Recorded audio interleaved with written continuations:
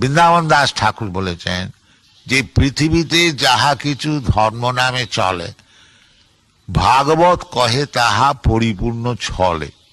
এই পৃথিবীতে যে ধর্ম নামে যেসব দেশ চলছে, যে আমাদের এই ধর্ম, আমাদের এই ধর্ম, এগুলি সব বঞ্চনা।